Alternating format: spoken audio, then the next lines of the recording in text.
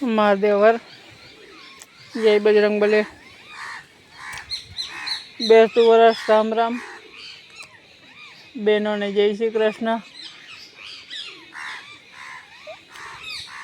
માણસ એટલા સ્ટેટસ મૂકે આમ બધાય આમ આમ હે ને તેમ હે, હકીકતમાં એવા હોય ને તો કોઈ દી તકલીફ ના પડે. અને આ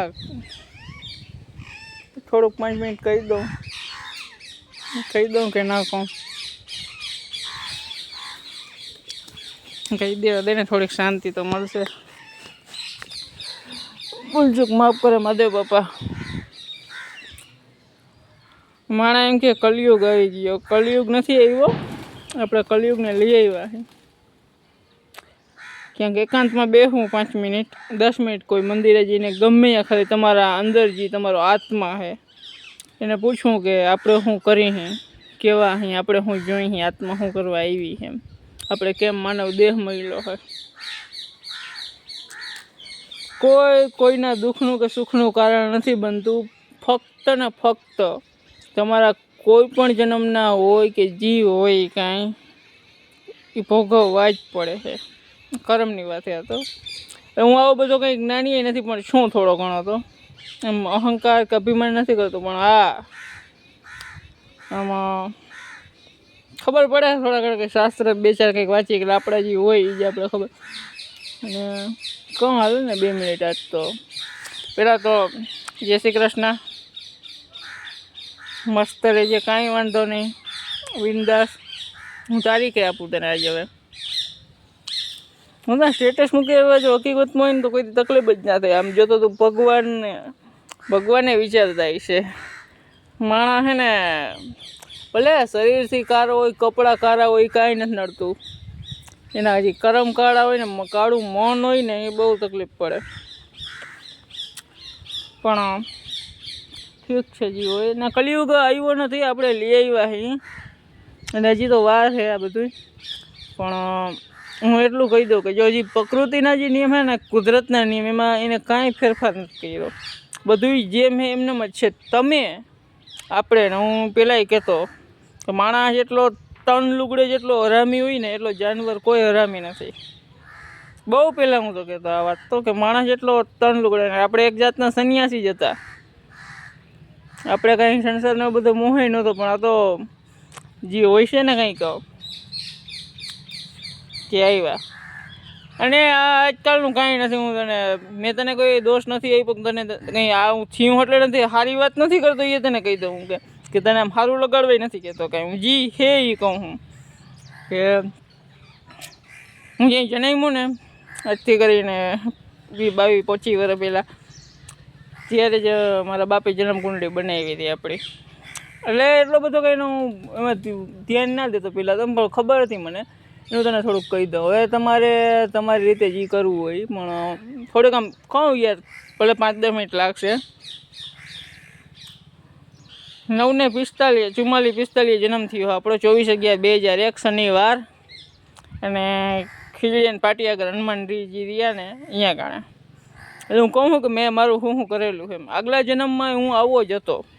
આવો એટલે આમ મેં આ જન્મે હું ભૂલ નહીં કરું જે કરી ગયો કે વચન આપીને હું ક્યાંક ભાગી ગયો તો એટલે મેં તું હો કે ભલે કોઈ પણ કોઈક આત્માને મેં એવું દુઃખ આપ્યું હોય છે કે એને મેં કીધું હતું કે તારો બનીને રહીશ ને, પછી અડધે હું ભાગી ગયો હતો. ટૂંકમાં ભાગી ગયો હતો એટલે સંસાર મૂકીને વયો ગયો હતો. આ જન્મે હું નહીં કરું કદાચ, ગમે એ થઈને.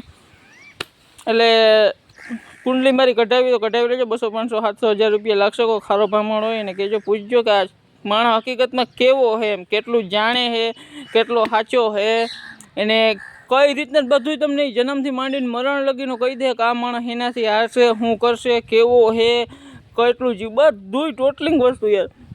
અને પહેલી વાત તો એ કે મને ખબર પડી જાય છે ને, આપણા ધનુ લગ્ન છે, ધનુ લગ્નમાં ને કેતુ છે, કેતુ ઊંચનો થઈ જાય કેતુ. એટલે હવે તો હું જો કે પારાસરના ને એવા કેટલાય મેં અભિમાન નથી કરતો, પણ મેં બુકો વાંચ્યું મને ખબર પડે એમાંથી કે બસ આ કાંઈ નથી. આ તો ખાલી એક એની જે ક્રિયા છે ને આપણી પૂર્ણ કરવા આપણે, કે એમાં તારો વાંક નથી મારો વાંક.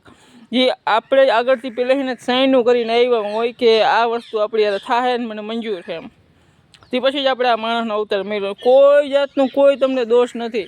તમને અથવા માણસને જે કરે છે ને બધું એને જેવું મળે છે બધું આગળથી જ હોય. આ જે આપણે આજ કરીને હવે હજી અત્યારે કરીને જે એ ક્રિમાણ કર્મ થાય છે એ પાછા ભોગવવાના છે.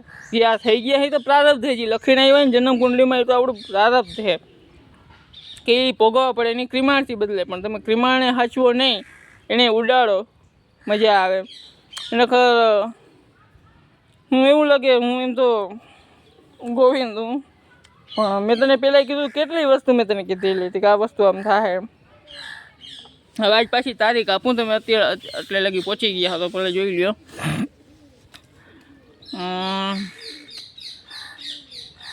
6/9 હિતાઈને પણ આજે 7મો મહિનો આવે ને 2026માં 7મો મહિનો, અહીંયાથી એક તને અને એક મારા બાપને, મારા બાપુને અને મને, જો કે તને તો હું ઓછું થવા દઈશ, તારું તો જે આવતું છે બધું કરાવી, પણ મને અને મારા બાપુને તકલીફ પડશે 7મા મહિનામાંથી. આજે 7મો જ ને, આ 7મો, 2/7/26 લે ને, 2 તારીખ 7મો મહિનો 26થી અહીંયાથી ચાલુ થાય તે 1/31/8 હિતાવી લગી, ત્યાં લગી 1 વર્ષ ને 1 મહિનો મને ફૂલ તકલીફ પડશે. હું જીવતો મરું એવું થઈ ગઈ છે.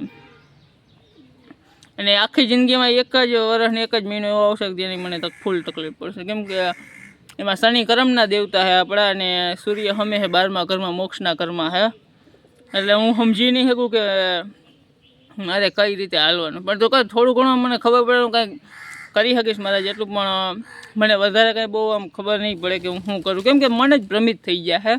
અને મનથી મોટો કોઈ રાજા નથી આ દુનિયામાં, દિલથી મોટી કોઈ અદાલત નથી. એટલે મન ભ્રમિત થઈ ગયા છે શું કરીને શું કરી શકું એમ કંઈ. ને ખાસ વાત એ કહી દઉં, તું આમ અલગ કેમ થઈ ને તને જ્યાં ભાઈ આ તારીખ પહેલાં દઉં ને તારીખ જ દઈ દઉં. એટલે એ હિતાવીમાં પૂરું થાય બરાબર. હિતાવીમાં એટલે 8મો મહિનો હિતાવી પછી અહીંયાથી એની દશા પૂરી થાય શનિ સૂર્યની, પછી ચંદ્રની દશા આવશે. જે હું કહું ને, મેં 26/9 હિતાવી તારીખ દીધી હતી ને, જી બહુ પહેલાં દીધી હતી, એટલે 3-4 મહિનામાં તો 2 મહિનામાં. ત્યાં જો કે હું આવું કંઈ જાણતો નહીં, ત્યાં તો હું બાગેશ્વર ધામ ગયો હતો, અહીંયાથી જે હતું એ હવે તને પછી કહીશ, હું કંઈક આવી જઈશ નહીં. એ મેં તને તારીખ દીધી હતી. જ્યારે હિતાવીમાં આજે મેં કીધી 8મો મહિનો હિતાવી પતશે ને, ત્યાંથી તને મનશે આમ લાઇટું થવા બધી જિંદગી શું છે કેવી છે. ત્યાં શનિમાં ચંદ્રની છે, અને તે પછી શનિમાં મંગળની આવશે. મંગળ આપણે ઉચ્ચનો છે કાયદેસર, એટલે બીજા ઘરમાં છે. 29માં મારા ઘરે બાળક હશે, એટલે ત્યાં તો તું 100% આવી જઈશ. બીજી યારે મારે કંઈ સંસાર માંડવો નથી. તો 29માં મારું બાળક જે છે 29માં આવશે. હેરાન કરવાનું તને હક તું તારે કર, 4-5 વર્ષ કરી લે, કાંઈ વાંધો નહીં. પણ હું એના કરતાં બેસ્ટ કહું, કર તું તારાથી જેટલું સહન થાય એટલું કરજો. પણ હું બની શકે હું તને હેરાન કરીશ નહીં, પણ હું તને એક વસ્તુ કહું હું ખુલ્લી રીતે, કે પાછી કદાચ તું આવી જઈશ ને પછી મારે જોઈ એવી તો કદાચ મને લાગે છે તું બની જઈશ, પણ નહીં બને ને તો ત્યાં લગી તો હું નહીં જાઉં, પણ પછી વિચારશે. પણ આપણે હું આવ્યો હું સંસારમાંથી મુક્ત થવા જ કહી દઈશ. ગ્રહની દિશાની બધું એમ કહીએ છે કે આપણે એને તું જે અલગ હોય ને એ તને કહી દઉં, તો બીજું કાંઈ નથી. અને હવે તો મને એમાં દેખાડે કે માણસ ઉપર કોઈ ઉપર ભરોસો ના કરે, એની કુંડલી ઉપર ભરોસો કરી લેવાય, કે તને બતાવી દે કે આપણે કેવા હી એમ. કાયદેસર મારા લગ્ન પહેલાંની જે તારી સ્થિતિ હતી ને એ બધું આપણે એમાં બતાવે જ કે આ જ વસ્તુ હતી એમ. કેમ કે શુક્ર છે આપણો સૌથી ઊંચો ગ્રહ, અને 9 માસમાં એ આવે 5મા ઘરમાં. એટલે તારી સ્થિતિ મને ખબર છે, પણ એ મારે કઈને ખોટું કહેવાય ને, ઓલું ચોરીને ચીકણું કરવા, ચાવીને ચીકણું કરવા જેવી વાત છે, તો ના કરાય. જય બજરંગબલી. બટ તું આવીશ બસ, તો મારે બીજું શું છે, જેટલા મારા ભગવાન એટલા પૂરા કરી લઉં. બીજું શું આપણે કંઈ જોતું જ નથી. એક જો કુદરતની મોજ તો જોઈને મને કેમ છે, બસ તો મન રાજા હોવું જોઈએ. બીજું શું થાય, કાંઈ ના થાય. હજી મારે કંઈક કહેવું તો યાર હું ભૂલી ગયો.